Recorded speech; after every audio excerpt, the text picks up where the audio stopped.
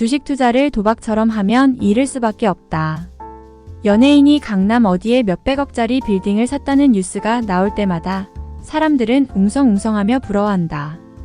빌딩 매입은 성공한 연예인의 척도다.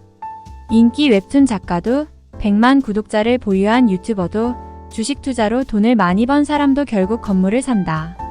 몇 년 전 6살 유튜버 보람튜브가 95억짜리 청담동 빌딩을 샀다는 뉴스에 나라 전체가 떠들썩했다.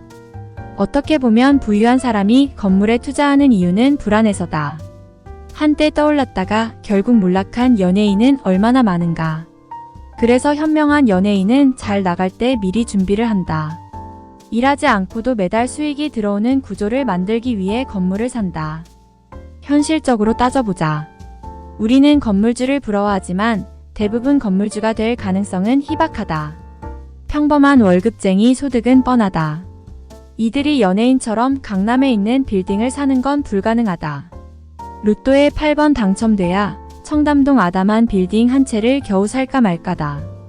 현실성이 떨어지는 꿈은 일찍 접을수록 좋다. 그렇다고 가만히 있을 순 없다.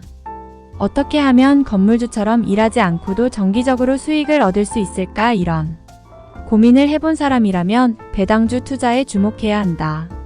주식 투자는 도박이다. 도박처럼 하니까 그렇죠. 최근 고향에 계신 아버지에게 연락이 왔다. 아버지는 대뜸 주식 투자를 하느냐고 물었다. 아버지는 젊은 사람들이 우르르 주식 투자에 나선다는 뉴스를 보고 걱정이 돼서 전화하셨다. 아버지는 평생 주식을 산 적이 없다. 하지만 주변에서 주식으로 패가 망신한 사람들은 숱하게 봤다. 그래서 주식을 도박처럼 생각한다.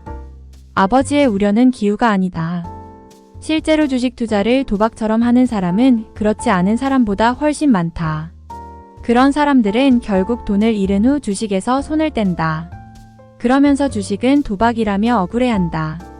투자가 아닌 투기를 한 본인 잘못은 인식하지 못한다. 주식으로 돈을 버는 방법은 두 가지다. 첫 번째는 투자한 주식의 주가가 올랐을 때 팔아서 차익을 얻는 것. 두 번째는 기업이 정기적으로 주는 배당금을 받는 것. 우리나라에서는 대부분 전자의 방식으로 주식에 접근하다.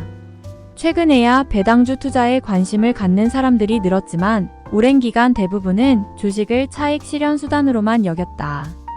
그래서 주식을 투자 인베스트보다는 거래 트레이드의 관점으로 보는 사람이 여전히 많다.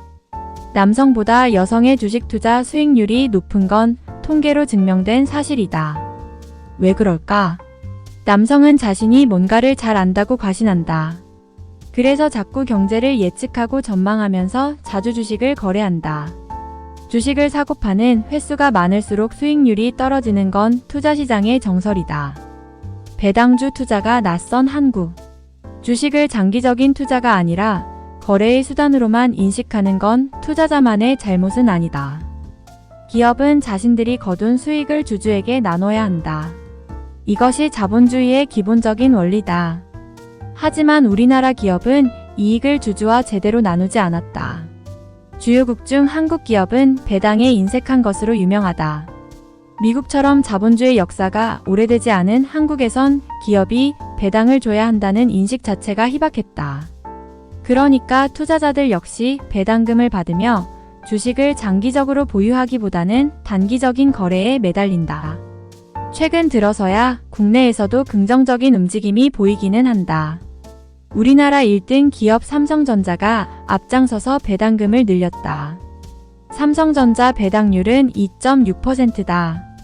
삼성전자 주식을 보유만 하고 있어도 주가의 2.6%에 해당하는 현금이 들어온다.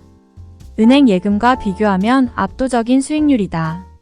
삼성전자가 나서자 다른 기업들도 주주들의 눈치를 보기 시작했다. 서서히 이익을 주주와 나누는 기업이 늘어나고 있다. T 할아버지를 아시나요? 미국으로 눈을 돌려보자. 이 나라가 어떤 나라인가? 자본주의의 끝판왕이다. 미국은 감옥마저 기업이 운영한다. 이 감옥 기업은 증시에도 상장돼 있다. 즉 우리는 감옥에도 투자할 수 있다. 그리고 이 감옥 기업은 주주들에게 꽤 많은 배당금을 나눠준다. 자본주의가 발달했다는 거는 그만큼 주주들의 힘이 세다는 얘기다. 미국 기업들은 주주와 이익을 나누는 걸 의무로 생각한다. 그래서 한국 사람들은 노후 준비를 위해 아파트에 매달리지만 미국인들은 이른 나이부터 주식을 모으는 방식으로 은퇴 이후 삶을 준비한다. 미국에는 T 할아버지 T 그랜드 파더라로 불리는 사람들이 있다. 미국 통신회사 AT&T에 투자해서 이 기업이 주는 배당금만으로 생활이 가능한 은퇴자들을 T 할아버지라고 부른다. 현재 배당률이 7% 정도인 AT&T는 미국의 대표적인 배당주다. 나는 배당주 주식만 10여 개를 보유하고 있다. 대부분 미국 기업이다.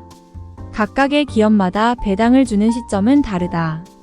1월, 4월, 7월, 10월에는 코카콜라가 4개 배당금을 준다. 2월, 5월, 8월, 11월에는 애플이 아이폰을 팔아본 수익을 4개 배당이라는 방식으로 나눠준다. 배당금 시기만 잘 조합해 투자하면 사실상 매달 월세를 받듯 배당금을 받는다. 나를 대신해 일하는 기업들.